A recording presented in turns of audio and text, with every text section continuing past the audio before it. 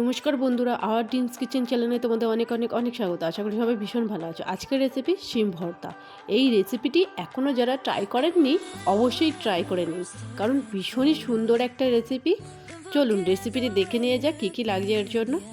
এর জন্য নিয়ে নিয়েছি শিম, কাঁচা লঙ্কা, পেঁয়াজ কুচি, আর নিয়ে নিয়েছি রসুন কুচি, আর লাগছে ধনিয়া পাতা কুচি। আমি একটা কড়াইয়ের মধ্যে জল দিয়ে দিয়েছি গরম করতে, আর দিয়ে দিলাম অল্প একটু লবণ। আমি জলের পরিমাপটা এমনই রেখেছি যাতে শিমটা সিদ্ধ হয়ে যায় আর জলটা যাতে শুকিয়েও যায় একসঙ্গে, জল যাতে আর না থাকে। এবার শিমটা দিয়ে দিলাম সিদ্ধ হওয়ার জন্য। দেখুন জলটা আর নেই, শিমটা সিদ্ধ হয়ে গেছে। এবার নামিয়ে নিয়েছি।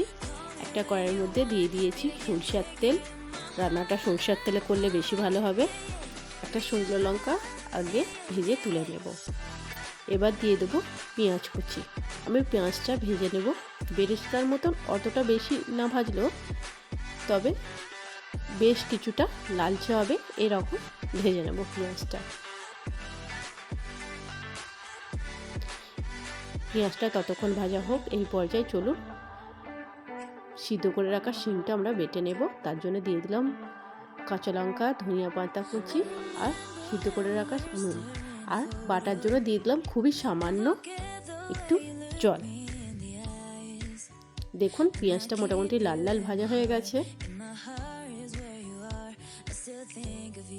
এই পর্যায়ে পেঁয়াজটা নামিয়ে নেব। এবার ওই তেলের মধ্যে দিয়ে দেবো কালো জিরে আর শুকনো লঙ্কা ফোড়ন, আর দিয়ে দেবো অল্প একটু থেতো করে নেওয়া রসুনের কোয়া। আমি রসুনটাকে কুচিয়ে দিইনি বা বেটে দিইনি, আমি একটু থেতো করে নিয়ে দিয়ে দিয়েছি। একটু বাদামি রঙের হয়ে এলে তার মধ্যে বেটে রাখা শিমের পেস্টটা আমি দিয়ে দেবো। আপনারা শিমের পেস্টটা শিলেতেও বাটতে পারেন, আমি মিক্সারে বেটে নিয়েছি।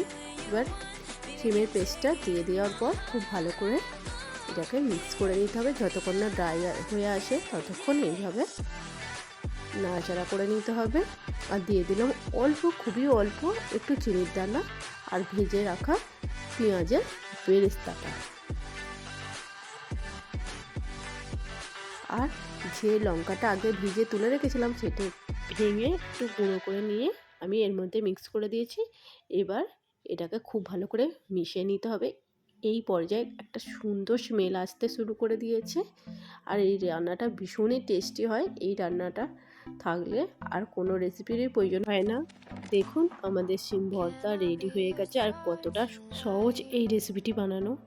যদি রেসিপিটি ভালো লেগে থাকে অবশ্যই ভিডিওটিতে একটি লাইক করে কমেন্ট করে জানাবেন রেসিপিটি আপনাদের কেমন লাগলো, আর চ্যানেলটিকে সাবস্ক্রাইব করে দেবেন, আর বন্ধুদের সঙ্গে ভিডিওটি অনেক অনেক অনেক শেয়ার করবেন। আজকের মতন এই পর্যন্ত, আবারও দেখা হচ্ছে নতুন একটা রেসিপি নিয়ে।